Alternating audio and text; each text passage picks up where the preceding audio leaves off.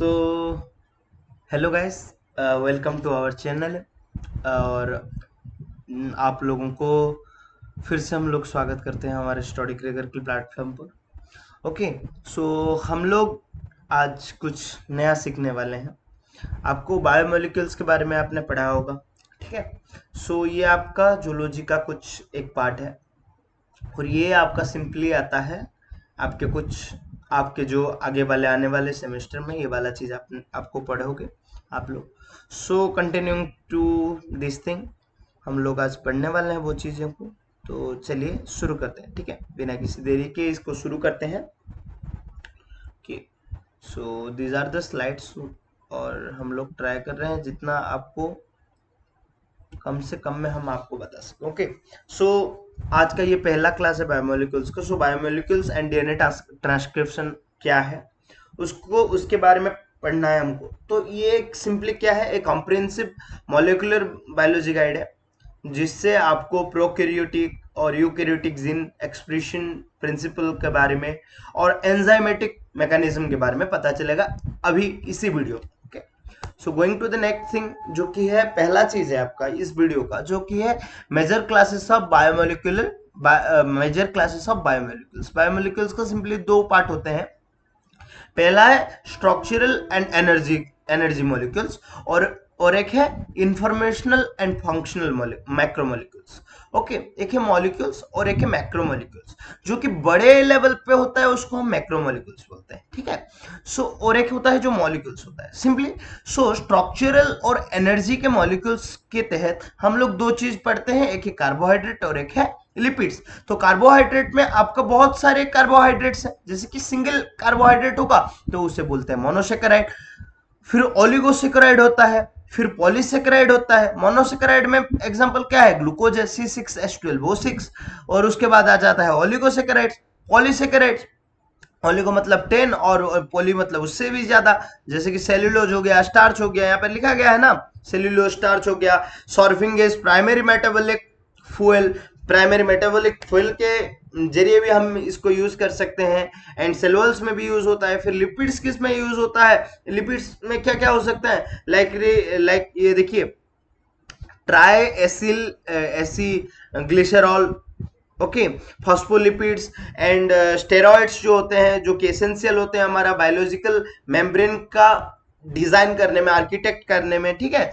और सिग्नल जो है, सिग्नल एक से दूसरे में जाने के लिए जो सिग्नल्स आते हैं वो सब के लिए आपको हेल्प कौन करता है, लिपिड करता है। ओके, देन नेक्स्ट थिंग आ जाता है informational and functional macromolecules. Okay, एक इंफॉर्मेशनल और फंक्शनल चीजों को करने के लिए हमको जो मैक्रोमोलिक्यूल्स चाहिए होता है वो भी सिंपली दो तरीके के होते हैं। पहला है प्रोटीन और सेकंड है न्यूक्लिक एसिड। सो प्रोटीन में क्या होगा, पॉलीमर्स ऑफ एमिनो एसिड्स जो कि organise to into primary, secondary, tertiary, quaternary, मतलब उससे भी ज्यादा, टर्शियरी से भी ज्यादा, ठीक है। क्वाटरनरी स्ट्रक्चर्स में आपका ये वाला चीज यूज होता है, किस लिए, to that catalyse biochemical reaction को कैटलाइज करने के लिए ये वाला प्रोटीन्स का ये जो पॉलीमर्स वगैरह है वो सब यूज में आते हैं। ओके, जो पॉलीमर्स ऑफ एमिनो एसिड्स होते हैं वो प्राइमरी, सेकेंडरी, टर्शियरी, फिर क्वाटरनरी स्ट्रक्चर में आपका यूज में आता है। ओके, नेक्स्ट चीज है न्यूक्लिक एसिड। न्यूक्लिक एसिड में दो ठो चीज है, पहला है डीएनए, सेकंड है आरएनए। डीएनए और आरएनए का जो पॉलीमर्स होते हैं वो किस लिए रेस्पॉन्सिबल होते हैं, आपका स्टोर करने के लिए, ट्रांसमिटिंग करने के लिए, फिर एक्सप्रेसिंग जेनेटिक इंफॉर्मेशन को एक्सप्रेस करने के लिए। ये सब चीजें आपका एक लिविंग सिस्टम में आपका ये सब चीजें जो होता है, स्टोरिंग, ट्रांसमिटिंग और एक्सप्रेसिंग जेनेटिक इंफॉर्मेशन, ये सब जो इंपॉर्टेंट चीजें होता है उसको उसके जो डीएनए होता है, उसके जो आरएनए पॉलीमर होते हैं, उनके लिए रेस्पॉन्सिबल कौन होता है, ये वाला न्यूक्लिक एसिड, ये वाला चीजों के लिए रेस्पॉन्सिबल सिंपली होता है। जो डीएनए आरएनए पॉलीमर्स होते हैं ना, ये सब रेस्पॉन्सिबल होते हैं ये सब चीजों के लिए, storing, transmitting, expressing genetic information. और जो सिंपली जो डीएनए और आरएनए का जो पॉलीमर है वो क्या है, और एक न्यूक्लिक एसिड है। ओके, सो ये सब चीजें जो आपने पढ़ा, ये सब चीजें हैं major classes of biomolecules. Going to the next thing that is DNA structure and double helix model. तो ये वाला चीज जो आप जो देख रहे हो, जो हेलिक्स होता है ना, जो इस टाइप का जो आप देख रहे हो, ये हेलिक्स होता है, ठीक है। आपको 3D में नहीं, 3D में आप लोगों को यहाँ पे डायग्राम दिख रहा है, ठीक है, मैं आपको बताने के लिए बोल रहा हूं। और जब ये डबल हो जाएगा ना, तो आपको कुछ इस टाइप का दिखेगा, ठीक है। इसको बोलते हैं डबल हेलिक्स मॉडल। ओके, सो न्यूक्लिक एसिड्स जो होते हैं और जो बायोपॉलीमर्स होते हैं, न्यूक्लिक एसिड जो होते हैं वो सिंपली क्या है, न्यूक्लिक एसिड्स आर जो are biopolymers formed by repeating units. जो रिपीटिंग यूनिट्स होते हैं, रिपीटिंग यूनिट्स से जो न्यूक्लिक एसिड्स होते हैं ना, वो जो बायोपॉलीमर्स से फॉर्म्ड होते हैं, उसमें एक रिपीटिंग यूनिट होता है। रिपीटिंग यूनिट, उसका नाम क्या है, उसका नाम है न्यूक्लियोटाइड्स। ओके, जो कि एक एक न्यूक्लियोटाइड क्या क्या कंटेंट करता है, देखिए, नाइट्रोजनियस बेस कंटेंट करता है, पेंटोज शुगर कंटेंट करता है, और फॉस्फेट ग्रुप कंटेंट करता है। तीन तो चीज आपको याद रखना है, एक है नाइट्रोजनियस बेस, एक है पेंटोज शुगर, और एक है फॉस्फेट ग्रुप। ओके, ये तीन चीजें आपको याद रखनी पड़ती है। नेक्स्ट आ जाता है Watson and Crick model. Watson Crick model में क्या हुआ था, जो बीडीएनए होता है फॉर्म से right handed double helix and anti parallel strands. Like देखिए, ये है 5 डेज और 5 डेज से 3 डेज एंड, ऐसे यहाँ पे देखिए, यहाँ पे 5 डेज से 3 डेज एंड है। देखिए ये वाला चीज ऐसे आके ऐसे आके ऐसे आके कहां पर एंड हुआ है, 3 डेज में एंड हुआ है। 3 डेज को देखिए, ये नीचे नीचे नीचे नीचे आते आते कहां पर एंड हुआ गया, 5 डेज पे एंड हुआ है, ठीक है। तो डायग्राम कुछ इस प्रकार से बनाया वाटसन और क्रिक ने, कि जो बीडीएनए होता है वो राइट हैंडेड से नीचे आने पर आपका जो एंटी पैरेलल होने लगता है। लाइक देखिए, एक स्ट्रैंड मतलब है 5 डेज से 3 डेज एंड में है, ठीक है। तो ये जो होता है उसका एंटी पैरेलल हो जाएगा कुछ इस तरीके से, ठीक है। सो ये यहाँ पे क्या होता है, यहाँ पे 5 डेज है तो नीचे आ जाएगा 3 डेज, तो 5 डेज यहाँ पे टिप पे मान लीजिए 3 डेज होता है, ठीक है। सो नीचे क्या आ गया 3 डेज, यहाँ पर क्या आ गया 5 डेज। सो एंटी पैरेलल में लगे तो क्या हो जाएगा, यहाँ 5 डेज से 3 डेज, यहाँ पे 3 days to 5 days. So connected कुछ इस प्रकार से रहेंगे, ठीक है। सॉरी, सो ये वाला चीज आपको बताया गया है। नेक्स्ट है complementary base pairing. Complementary base pairing क्या होता है, देखिए, जो एडेनाइन होता है वो थायमिन से कनेक्टेड होता है, ठीक है। जो हाइड्रोजन बॉन्ड्स जो होते हैं वो टी और जीसी में बनता है। देखिए, ये जो एडेनाइन और थायमिन होता है ना, इसमें आपको डबल बॉन्ड देखने को मिलेगा, और साइटोसिन और ग्वानिन में आपको दिखने को मिलेगा ट्रिपल बॉन्ड। सो आपको जब चार्जप्स रूल्स के तहत आपको ये कैसे निकालोगे कि ए का अमाउंट जितना है ए plus G by T plus C. Simply आप देखिए, ए और टी कनेक्टेड हो रहे हैं, जी और सी कनेक्टेड हो रहे हैं। सो ए और जी और टी और C, A plus G by T plus C is equals to 1.0, ठीक है। ये चार्जप रूल है, ठीक है। ये वाला चीज आपको क्या में मिल रहा है, ये आपको सिंपली डबल हेलिक्स मॉडल में दिखने को मिलेगा, ओके। और ये उसका एक थिंग है जिसको आपको याद रखना पड़ता है, वो है कॉम्प्लीमेंट्री बेस पेयरिंग। किसने दिया था, वाटसन एंड क्रिक ने दिया था। जो कनेक्टेड होते हैं उसको क्या बोला जाता है, जो रिपीटिंग यूनिट होता है उसको क्या बोला जाता है, न्यूक्लियोटाइड बोला जाता है, ठीक है। सो ये वाला देखिए, ये वाला ऐसे करके कनेक्टेड होता है। देखिए, ये शुगर ग्रुप है, इससे एक नाइट्रोजन बेस हमने कनेक्ट कर लिया है, और एक जो है उससे हमने क्या किया है, फॉस्फेट ग्रुप ऐड किया है। तो हमारे पास 3 तो, ठीक है। देखिए, ये वाला पेंटोज शुगर है, तो हमने क्या लिखा, पेंटोज शुगर है। पेंटोज शुगर के साथ क्या क्या कनेक्टेड होके है रहा है, नाइट्रोजनियस बेस और फॉस्फेट ग्रुप। ये 3 तो चीजें मिलके एक आपका एक स्ट्रक्चर बनाने में आपको हेल्प करता है, ठीक है। तो going to the next thing that is central dogma of biology. Central dogma of biology में आपको 3 चीज पढ़ने को मिलता है, एक है रेप्लिकेशन, एक है ट्रांसक्रिप्शन और एक है ट्रांसलेशन, ठीक है। तो रेप्लिकेशन मतलब जो है उसका रेप्लिका, मतलब उसके जैसा दिखने वाला चीज आपको बनाना है। देखिए लिखा होगा the semi conservative duplication of genomic DNA during S phase में आपका जो जेनोमिक डीएनए होता है उसका डुप्लीकेशन करने का बोलते हैं replication, okay. Catalysed by DNA polymers to faithfully copy genetic information जो होता है वो पेरेंट सेल से डॉटर सेल में कॉपी करने के लिए हेल्प होता है, okay. Going to the next thing that is transcription, the enzymatic transfer of genetic information from a DNA template strand into a complementary single standard RNA. DNA से RNA convert होता है तो उसको बोलते हैं ट्रांसक्रिप्शन। जो एमआरएनए, देखिए यहाँ पे लिखा होगा the ribosomal decoding of mRNA codons into a linear sequence of amino acids. So देखिए ये उल्टा जाता है। ओके, पहले रेप्लिकेशन हुआ, उसके बाद ट्रांसक्रिप्शन हुआ जहां से डीएनए से आरएनए बना, उसके बाद जो एमआरएनए होता है उनसे जो एमिनो एसिड्स बनता है, जो assembling functional proteins according to genetic code rule, genetic code rule के तहत जो एमिनो एसिड्स बना गया हो या फिर जो असेंबलिंग फंक्शनल प्रोटीन्स बनाया गया हो, वो जब निकलते हैं एमआरएनए से, सो वो उसको क्या बोलते हैं, उस प्रोसेस को हम बोलते हैं ट्रांसलेशन। ट्रांसक्रिप्शन पता चल गया, रेप्लिकेशन पता चल गया, ट्रांसलेशन पता चल गया। अब उस ये जो तीन चीजें होता है, ये तीन चीजों को क्या बोला जाता है, central dogma of biology. Okay, तो going to the next thing that is transcription, जो कि हम इस वीडियो में सिंपली पढ़ने वाले थे।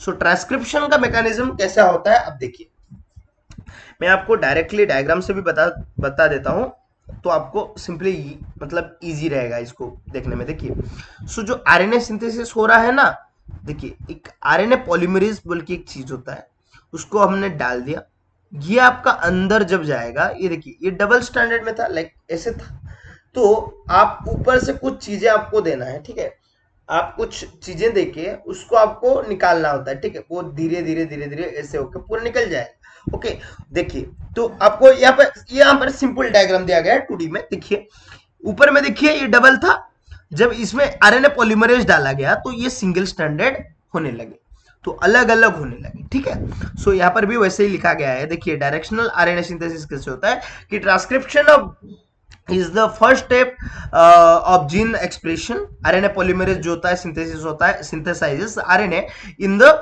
5 days to 3 days direction by adding ribonucleotides. Ribonucleotides जो होता है complementary 3 days to 5 days DNA template stand के वो अपोजिट में होता है। उसके बाद जो ऑनलाइन डीएनए रेप्लिकेशन होता है, transcription does not require a primer and selectively transcribes only specific genetic regions bounded by regulatory promoters और टर्मिनेटर्स। प्रोमोटर और टर्मिनेटर को लेके ये सिंपली निकाल सकता है। तो सिंपली इसमें हुआ था क्या, अब देखिए कि एक ट्रांसक्राइब रीजन होता है, देखिए यहाँ पे ट्रांसक्राइब रीजन है, ये यहाँ पे स्टार्टिंग होगा प्रोमोटर और उसके बाद लास्ट में टर्मिनेटर होगा। सो सिंपली ये प्रोमोटर से एंट्री लेता है, टर्मिनेटर में निकल जाता है। सो आरएनए पॉलीमरेज जब अंदर जाता है तब ये जो डिवाइड हो जाता है, ठीक है, ये जो ऐसे थे ना, ये वाला चीज ऐसे निकालने के लिए आपको एक चीज अंदर डालना पड़ता है, वो चीज क्या है, आरएनए पॉलीमरेज है, ठीक है। ये चीज आपको याद रखनी है ट्रांसक्रिप्शन के मैकेनिज्म में। तो सिंपल है कि एक डबल स्टैंडर्ड डीएनए था कुछ इस प्रकार से, उसमें अपने आरएनए पॉलीमरेज डाला, प्रोमोटर से अंदर डाल दिए, तो वो जो ट्रांसक्राइब्ड रीजन था उससे अंदर जाके वो टर्मिनेटर से एंड हो गया सिंपली। तो ये वाला चीज है ट्रांसक्रिप्शन का mechanism. Going to the next thing, prokaryotic RNA polymerase, वो क्या होता है, देखिए यहाँ पे लिखा गया है 5 कोर एंजाइम सब units that is alpha 2। So single polymerase system जो होता है कहां पर होता है, प्रोकैरियोटिक आरएनए पॉलीमरेज में होता है। देखिए in prokaryotes like E coli, okay, E coli में कैसे होता है, a single RNA polymerase synthesises all RNA species like mRNA, tRNA, rRNA, ये सब चीजें तो आपको पता ही होगा, लाइक आरआरएनए, टीआरएनए, ठीक है, और एमआरएनए, ये वाला मैसेंजर आरएनए, ठीक है, ये सब चीजें आपको याद ही होगा। तो आरआरएनए टीआरएनए का क्या है आप बताइए हमको, ठीक है। तो होलो वो जो चीजें होता है, जो आरएनए का जो अदर स्पीसीज में होता है ना, वो सब जो सिंथेसाइज होने लगते हैं, ठीक है, a single RNA polymerase synthesises, जो वो सिंथेसाइज होने लगते हैं आपका डिफरेंट टाइप ऑफ आरएनए में, ठीक है, आरएनए के स्पीसीज में। आरएनए के स्पीसीज जो होते हैं वो डिफरेंट टाइप का स्पीसीज है, लाइक आपको हमने बताया एमआरएनए होता है, टीआरएनए होता है, आरआरएनए होता है, ठीक है, उसमें आपका डिवाइड होने लगता है, सिंथेसाइज होने लगता है, ठीक है।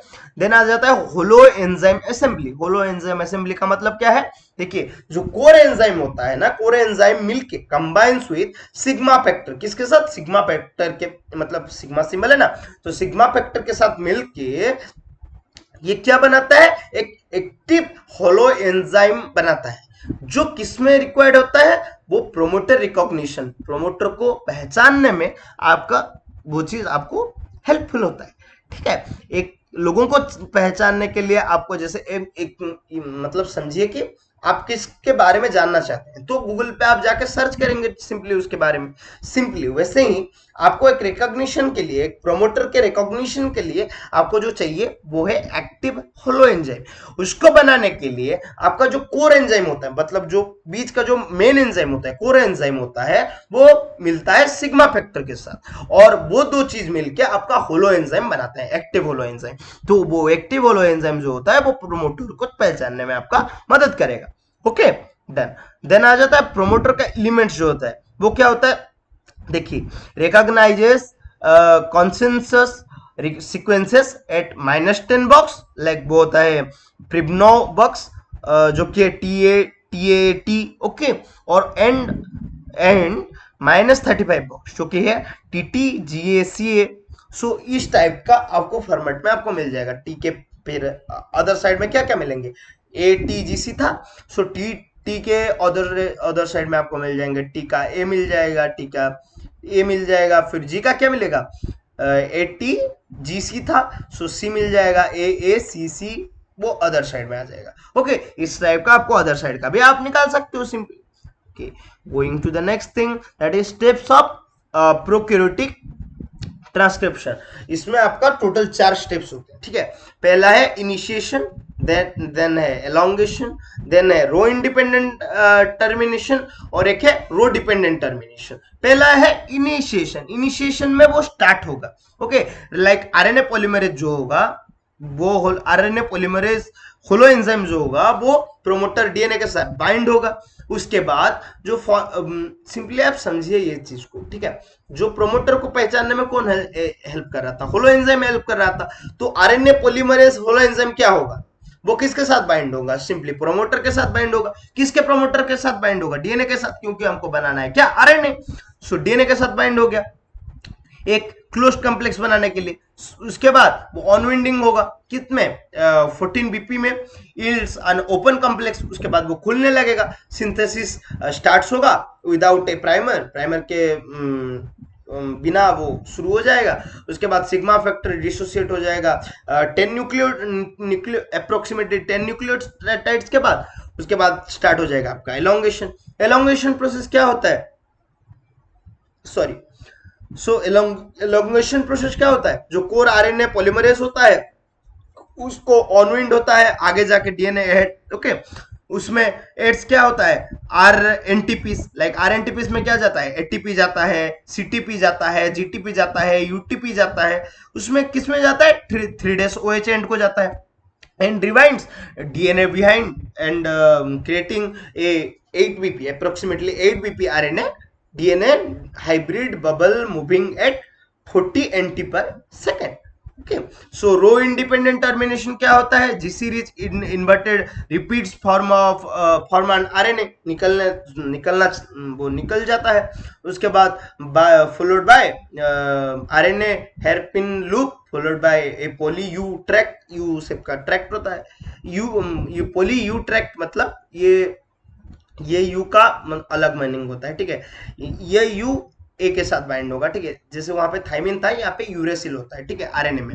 सो ये वो वाला यू है, ठीक है, पोली यू ट्रैक्ट। उसके बाद जो क्या बनता है, देखिए, destabilising the U A pairing and causing RNA release, RNA को निकालने में हेल्प होता है। उसके बाद आ जाता है ये रोड इंडिपेंडेंट टर्मिनेशन था।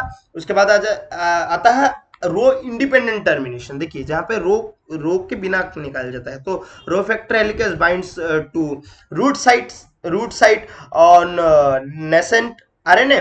उसके बाद ट्रांसलोकेट्स अलोंग ट्रांसक्रिप्ट्स के साथ ट्रांसलोकेट होता है। उसके बाद एंड हाइड्रोलाइजेस एटीपी हाइड्रोलाइज होता है to unwind RNA DNA hybrid. Okay, so ये आपका सिंपली 4 प्रोसेस हो गया, initiation, elongation, rho independent termination, rho dependent termination. Okay, so going to the next topic, that is eukaryotic transcription. तो इसमें simply 3 चीजें होते हैं, एक है RNA polymerase 1, RNA polymerase 2, RNA polymerase 3। So इसको इजी है याद रखना, ठीक है। Eukaryotes separate transcription specially inside the nucleus, specially inside the nucleus, and utilize 3 distinct RNA polymerase, तीन तो आरएनए पॉलीमरेज में डिफाइंड होता है। देखिए पहला है RNA polymerase 1 that is synthesises large RNA like 28S then 18S। इसमें S का मतलब है क्या, सिंथेसिस। 5.8S जैसे हमने पढ़ा था ना राइबोसोम में, डिफाइंड होते हैं किसमें, 70S राइबोसोम होते हैं 30S और 50S में। उसके बाद इस टाइप के हमने पढ़े थे, तो इसमें भी वैसे ही होता है। ओके, आरएनए पॉलीमरेज 2 किसमें सिंथेसाइज होता है, देखिए synthesises प्रोक्यूरसर mRNA that is pre-mRNA. Okay, precursor mRNA that is pre-mRNA and snRNA. Okay, synthesized RNAs recognizes TATA box. TATA box का मतलब क्या होता है, जो हॉगनेस बॉक्स होता है एट -25 में जो होता है, हमने जैसे पढ़ा -35 पढ़ा। ओके, उस टाइप में -25 में जो होता है उसको हम टाटा बॉक्स बोलते हैं। उसके बाद है आरएनए पॉलीमरेज 3 जो कि सिंथेसाइज क्या करता है, टीआरएनए सिंथेसाइज करता है, 5S आरआरएनए सिंथेसाइज करता है एंड U6 एसएनआरएनए। ये सब चीजें आपको थोड़ा सा याद रखना पड़ेगा। लाइक टीआरएनए सिंथेसाइज करता है, सिंपली आप याद रख सकते हो 5S आरआरएनए और U6 एसएनआरएनए। आपको ये तो पता चल गया ना, आरआरएनए और एसएनआरएनए कर रहा है, तो 5S और U6 आप याद रख लिए तो हो गया। Going to the next thing that is post transcriptional modification. क्या क्या होता है, एक 5 डेज में कैपिंग होता है, 3 डेज में टेलिंग होता है। देखिए एडिशन, इसमें आपका डायग्राम थोड़ा सा मिसिंग हो गया है, addition of 7 methyl guanosine cap. Okay, methyl guanosine cap 7 methyl guanosine cap किस में लगेगा, 5 डेज एंड में लगेगा, जिसमें 5 days to 5 days triphosphate linkage होगा और पोली ए पॉलीमरेज ऐड होगा किसमें, 200 approximate 200 adenosine residues to 3 days and 3 days में टेलिंग होगा, एक में कैपिंग एक में टेलिंग होगा। Okay, going to the next thing that is RNA splicing. RNA splicing में क्या होगा, non coding region that is introns जिसको रिमूवल होगा और एंड लाइगेशन मतलब लगेगा कि कौन सा चीज, coding sequence that is called exons.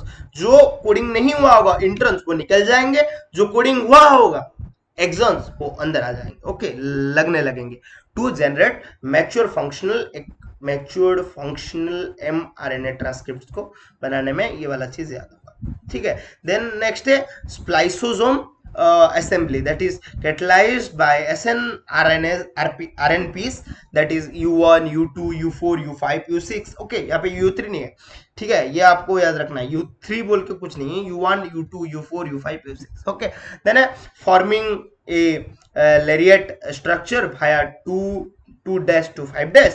Okay, और नेक्स्ट चीज है phosphodiester linkage at the internal branch point adenosine. यहाँ पे देखिए इंटरनल ब्रांच पे ये वाला चीज याद लगा हुआ है। ठीक है, ठीक है, पहला इंट्रॉन था एक्सॉन इंट्रॉन। सो इंट्रॉन्स में आपका SNRNP लगेंगे अंदर जाके पहले, उसके बाद ये पूरा लेके बाहर निकल जाएंगे। ओके, ये ऐसा ही होता है स्प्लाइसोसोम असेंबलीज। इसमें भी देखिए ये था इंट्रॉन्स और ये था एक्सॉन्स। सो एक्सॉन्स जब लगने लगेंगे इंट्रॉन्स निकलने लगेंगे। ठीक है, तो going to the next thing that is prokaryotic versus eukaryotic. ये आपका लास्ट है शायद, कुछ ये लास्ट ही। ओके, तो प्रोकैरियोटिक वर्सेस यूकैरियोटिक देखिए, तो फीचर्स हमारे पास टोटल है 5। एक है सेल्यूलर लोकेशन। सेल्यूलर लोकेशन में क्या होगा, साइटोप्लाज्म में होगा कॉपल्ड विथ ट्रांसलेशन, ये है डीकॉपल्ड विथ फ्रॉम ट्रांसलेशन किसमें, यूकैरियोटिक में, और प्रोकैरियोटिक में कॉपल्ड विथ ट्रांसलेशन वो भी साइटोप्लाज्म में, ये वाला होगा न्यूक्लियस में। ओके, देन आरएनए पॉलीमरेज, यहाँ पे होता है सिंगल एंजाइम जो कि अल्फा 2, यहाँ पे 3 डिस्टिंक्शन हो जाता है, पोल 1 2 3 जो कि हमने पढ़ा, आरएनए पॉलीमरेज 1 2 3। ओके, देन आ जाता है प्रोमोटर एलिमेंट्स, यहाँ पे हो जाता है -10 -35, यहाँ पे हमने जैसे पढ़ा TATA box -25, then CAT box में भी हो सकता है, जीसी बॉक्स में भी हो सकता है। तो -10 में क्या क्या है, TA ओके, और -35 में TT GA CA। ओके, ऐसे आपको याद रखना है। देन आ जाता है ट्रांसक्रिप्शन फैक्टर जो कि सिग्मा फैक्टर सफिसेस फॉर इनिशिएशन, और यहाँ पे मल्टीपल GTFs लगते हैं, लाइक मल्टीपल जी टर्मिनेटर फैक्टर्स लगते हैं, ट्रांसक्रिप्शन फैक्टर्स लगते हैं, जैसे कि होगा TF IAA, TF TFIIB, TFIID, TFIIE, TFIIH। Okay, then आ जाता है post modification, that is mRNA minimal, mRNA immediately translated, और यहाँ पे 5 डेज स्केप होता है, पॉली ए टेल लगता है 3 डेज एंड में, और उसके बाद इंटरनल स्प्लाइसिंग होता है। ओके, तो going to next thing, that is transcription inhibitors. देखिए इनहिबिटर्स में ये वाला चीज आपका आता है थोड़ा सा, आर आई फैम्पिसिन, लाइक प्रोक्यूरियोटिक में 95% बैक्टीरियल स्पेसिफिक होता है। ये जो अल्फा एमेनिटिन होता है, जो कि पॉलीमरेज 2 होता है, वो 90% पॉलीमरेज 2 सेंसिटिविटी होता है। उसके बाद अल्फा एमेनिटिन पॉलीमरेज 3 जो होता है, वो होता है मॉडरेट सेंसिटिविटी 45%। देन आ जाता है actinomycin D, that is both होता है, उसमें क्या होता है 85% इंटरकैलेशन यील्ड होता है। ओके, जो फार्माकोलॉजिकल सिग्निफिकेंस होते हैं वो है rifampicin inhibits bacterial initiation by binding beta subunit and alpha amanitin. Okay, जो कि होता है डेथ के मशरूम टॉक्सिन, और जो स्ट्रांगली ब्लॉक करता है किसको, यूकैरियोटिक पॉलीमरेज 2 को एलोंगेशन से। Okay, next questions and discussion हम वो बाद में करेंगे। यहाँ पे सिंपली ये समरी लेक्चर खत्म होता है। ओके, सो कुछ तो होगा नहीं, ये जो इमेज सोर्सेस था वो उसमें दिया गया है। So thank you for this video, and आगे भी हम लोग ऐसे ही पढ़ते रहेंगे। सो ये स्टडी क्रैकर का जो प्लेटफॉर्म है आपके लिए बना है, तो आप लोगों को जो भी चाहिए वीडियोस वगैरह, आप हमको सिंपली कमेंट कीजिए, हमको बताइए सिंपली, ठीक है, हम लोग उसको करने की पूरी कोशिश करेंगे। ठीक है, thank you for the lecture guys, like it, just like it, subscribe it, and if it is helpful then share it to your friends and families. Okay, so देखिए आप लोग अगर कर सकते हैं तो इसको जितना ज़्यादा आप शेयर करेंगे हमको उतना अच्छा लगेगा, पढ़ाने में भी अच्छा लगेगा, और हम जैसे कि आपका भाई हैं, तो दोस्त हैं, तो आप अपने दोस्त के तरीके ही हमको समझिए, तो उस हिसाब से हमको बताइए कि आपको क्या क्या प्रॉब्लम्स हो रहे हैं, वो हम सॉर्ट आउट करने की कोशिश करेंगे। ठीक है, so thank you for the lecture guys, अब मिलते हैं नेक्स्ट लेक्चर में। Thank you so much.